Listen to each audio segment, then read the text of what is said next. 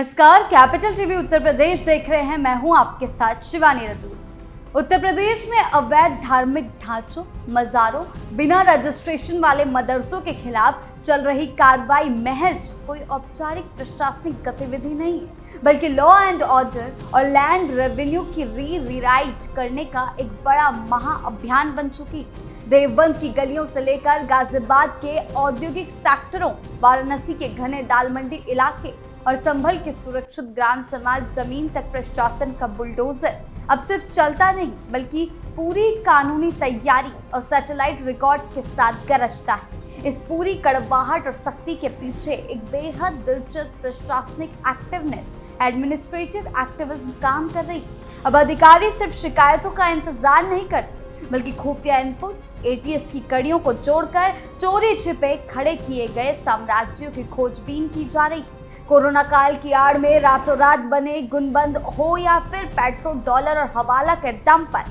पिछड़े इलाकों में खड़ी की गई आलीशान इमारतें, प्रशासन ने साफ कर दिया कि आस्था का सम्मान अपनी जगह है, लेकिन कानून की जमीन पर अवैध कब्जा किसी भी सूरत में बर्दाश्त नहीं होगा। कहां-कहां बुलडोजर की कार्रवाई देखने को मिली है, आइए जानते हैं विस्तार से।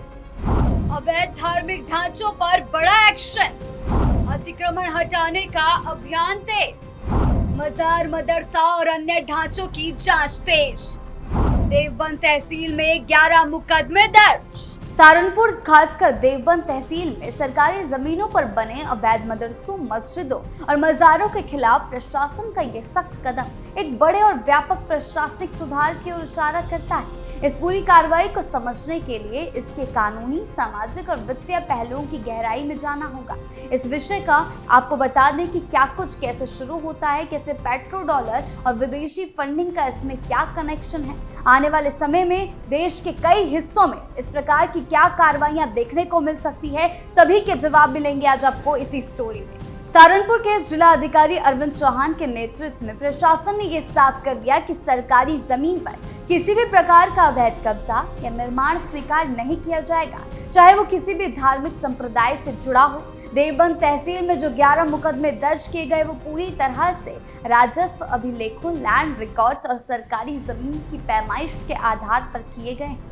इसमें उत्तर प्रदेश राजस्व संहिता की धारा 67 के तहत 6 मामले दर्ज किए गए, जो विशेष रूप से ग्राम सभा या सरकारी जमीन पर बने अवैध कब्जे से संबंधित होते हैं। इसके अलावा सार्वजनिक संपत्ति संरक्षण एक्ट के तहत 3 मामले दर्ज हैं, जो सरकारी संपत्तियों को नुकसान और अवैध कब्जों से बचाने के लिए बनाया गया है। प्रशासन ने संबंधित प्रबंधकों और मुतवल्लियों को 13 जुलाई तक का समय दिया है। अगर इस अवधि के अंदर वो अपने स्वामित्व या वैध निर्माण का दस्तावेजी सबूत पेश नहीं कर पाएंगे, तो प्रशासन कार्रवाई करते हुए इन ढांचों को ढहाने, बेदखली और जुर्माना लगाने की विधिक प्रक्रिया शुरू करेगी। ये कार्रवाई किसी अचानक उपजे विवाद का हिस्सा नहीं है, इसके पीछे एक लंबी प्रशासनिक खुफिया जांच है। इससे पहले भी एटीएस ने और अन्य जांच एजेंसियों ने देवबंद और आसपास के इलाकों में संचालित कई मजारों, मस्जिदों, मदरसों की जांच की जा चुकी है,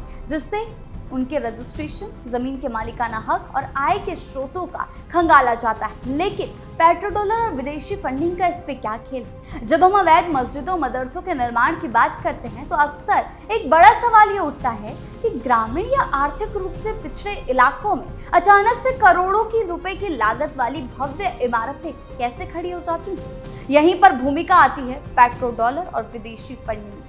फंडिंग का नेटवर्क, रूट, पेट्रो डॉलर से तात्पर्य है उस धन से जो खाड़ी देशों जैसे सऊदी अरब, कतर, कुवैत आदि जगहों से तेल निर्यात के जरिए कमाया जाता है। पैसा, इस धन का एक बड़ा हिस्सा दुनिया भर में अलग अलग धार्मिक विचारधारा के प्रचार प्रसार के लिए संस्थागत रूप से दान किया जाता है। भारत में ये पैसा सीधे तौर पर बैंकों के जरिए से नहीं आता, क्योंकि सरकार ने FCRA विदेशी अंशदान विनिमय अधिनियम के नियमों को बेहद कड़ा कर दिया है। इसीलिए इस धन का भारत भेजने के लिए हवाला नेटवर्क, नेपाल या बांग्लादेश की खुली सीमाओं के जरिए अवैध रास्तों और कई बार फर्जी NGO का सहारा लिया जाता है, जिसके दम पर फिर पेट्रो डॉलर के दम पर अवैध मस्जिद, मजार खड़े किए जाते हैं। एक बार जब ये पैसा स्थानीय प्रबंधकों या संस्थाओं तक पहुंचता है तो इसका इस्तेमाल रणनीतिक रूप से किया जाता है। सबसे पहले गांवों या कस्बों के बाहरी इलाकों में सरकारी जमीन, तालाबों, चारगाहों या रेलवे लाइनों के किनारे छोटी मज़ारें या अस्थायी ढांचे बनाए जाते हैं। समय के साथ इन ढांचों को पक्की मस्जिदों या बड़े मदरसों का रूप दे दिया जाता है।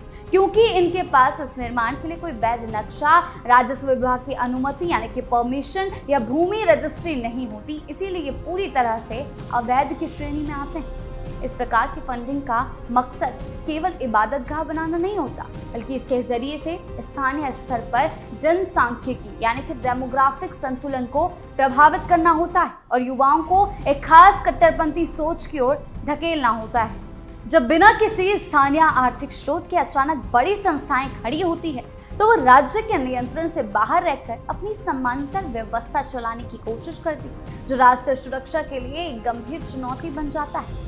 अवैध निर्माण पर प्रशासन का शिकंजा, अवैध कब्जों पर जुर्माना और बेदखली, एटीएस और जांच एजेंसियों की नजर, जमीन के दस्तावेज और फंडिंग की पड़ताल। उत्तर प्रदेश के अलग अलग जिलों जैसे गाजियाबाद, वाराणसी और संभल में हाल के दिनों में अवैध धार्मिक निर्माणों और अतिक्रमण के खिलाफ प्रशासन का बेहद सख्त और आक्रामक रुख देखने को मिला है।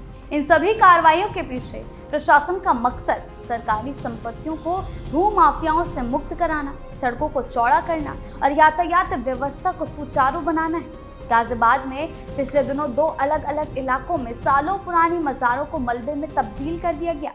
पहली कार्रवाई लोनी के लोनी भोपुरा मार्ग पर लोनी ब्लॉक के सामने हुई। यहाँ सड़क को जाम से राहत दिलाने और सार्वजनिक जमीन को खाली कराने के लिए प्रशासन ने बुलडोजर एक्शन किया, यानी कि बुलडोजर चलाया। इस कार्रवाई के दौरान सड़क किनारे बनी करीब 15 साल पुरानी एक मजार को पूरी तरह हटा दिया गया। इंतजामिया का साफ कहना था कि इस निर्माण की वजह से ट्रैफिक निजाम और आम लोगों की आवाजाही में काफी दिक्कतें आ रही थी। इस पूरे अभियान को अमन और अमान के साथ पूरा करने के लिए मौके पर भारी पुलिस फोर्स को तैनात किया गया ताकि शांतिपूर्ण तरीके से कार्रवाई को निपटाया जा सके।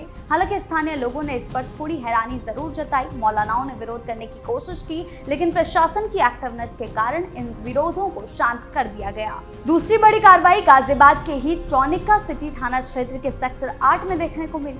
यहाँ उत्तर प्रदेश राज्य औद्योगिक विकास प्राधिकरण यूपी-सीडा के औद्योगिक जमीन पर एक अवैध मजार बनी हुई थी। जब अधिकारियों ने सरकारी राजस्व अभिलेखों, जमीन के कागजातों की बारीकी से जांच की, तो पाया कि ये जमीन पूरी तरह यूपी-सीडा की है। इस कब्जे का इतिहास काफी चौंकाने वाला था। अधिकारियों के मुताबिक साल 2001 में इस जगह पर सिर्फ एक छोटा सा चबूतरा हुआ करता था, लेकिन जब देश और प्रदेश कोरोना काल महामारी के संकट से जूझ रहा था, तब उस आपदा के दौर में चोरी छिपे इस चबूतरे के ऊपर एक बड़ी गुंबद इमारत खड़ी कर दी गई। प्रशासन ने पूरी कानूनी प्रक्रिया का पालन करते हुए दिसंबर 2025 में ही इस मजार पर एक आधिकारिक नोटिस चिपका दिया था, लेकिन जब तय समय सीमा के अंदर मजार प्रबंधन की तरफ से कोई जवाब नहीं मिला, तो यूपी-सीडा के वरिष्ठ प्रबंधक सिविल एनके जैन और भारी पुलिस बल के साथ 4 जेसीबी मशीनों यानी कि बुलडोजर को काम पर लगाया गया और कुछ ही घंटों में अवैध निर्माण को पूरी तरह से ध्वस्त कर दिया गया। इसी तर्ज पर वाराणसी के प्रसिद्ध दाल मंडी इलाके में भी प्रशासन का बड़ा एक्शन देखने को मिला। यहाँ चौड़ीकरण परियोजना सड़क को चौड़ा करने के प्रोजेक्ट के तहत मस्जिदों के अवैध या चिन्हित हिस्सों को तोड़ने की कार्रवाई शुरू की गई।